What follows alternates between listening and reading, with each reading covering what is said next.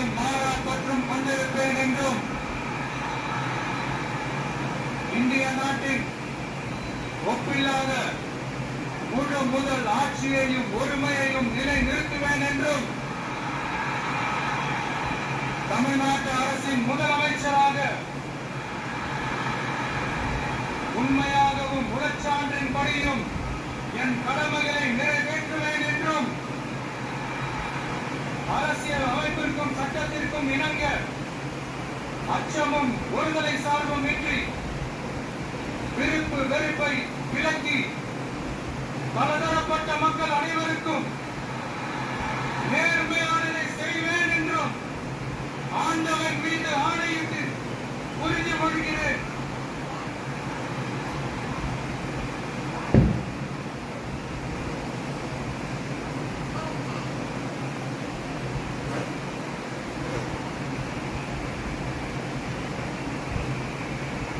முடிஞ்சு இல்லையா?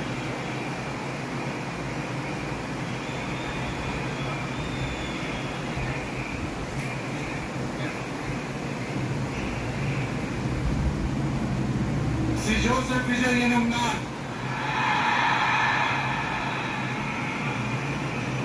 தமிழ்நாட்டு அரசின் முதலமைச்சர் என்ற முறையில்